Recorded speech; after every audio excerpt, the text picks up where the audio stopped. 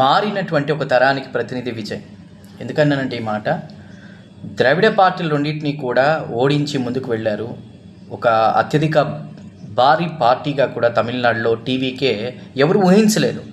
So ప్రస్తుతం ప్రమాణ స్వీకారం చేశారు విజయ్ అనే నేను అంటూ కూడా ఉద్వేగభరితమైనటువంటిది ఆయన స్పీచ్ అనేది జరిగిందని చెప్పుకోవాలి. ఇక్కడ ఇంకో విషయం ఏంటంటే, ఆల్మోస్ట్ ఎన్నో అవమానాలు పడ్డాను, నాకు ఎప్పుడు మీరు అండగా ఉన్నారు, ఒక సరికొత్త పారదర్శక ప్రభుత్వాన్ని మీరు చూడబోతున్నారంటూ కూడా విజయ్ ప్రసంగించారు.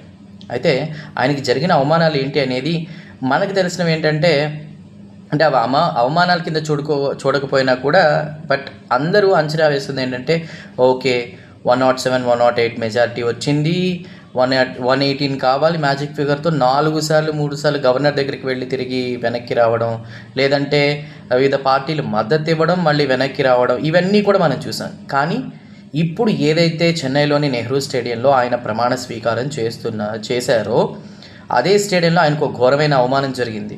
జయలలిత ప్రభుత్వ అధికారంలో ఉన్నప్పుడు అన్నాడీఎంకే ఆయన ఈ భారత ఫిలిం ఫెస్టివల్కి సంబంధించినటువంటి అవార్డ్స్ ఫంక్షన్లో తలైవాన సినిమా టైటిల్ ఏదో పెట్టుకున్నందుకు గాను అంటే ఆయన అవమానించారు. చివరిలో వెనకాల ఎక్కడో కూర్చోబెట్టారు. ఎందుకంటే సినిమాలో సూపర్ హీరో రారాజుగా ఎదిగినటువంటి విజయ్ అంతే స్థాయిలో అభిమానాన్ని సంపాదించుకున్నారు. అదొక ఘోర అవమానంగా కూడా ఆయన అభిమానులు చూస్తూ ఉన్నటువంటి క్రమంలో ప్రస్తుతం అదే స్టేడియంలో, నెహ్రూ స్టేడియంలో ఆయన సీఎంగా ప్రమాణ స్వీకారం చేస్తూ కర్మ హిట్స్ బ్యాక్. సో కర్మ అనేది వదిలిపెట్టదు.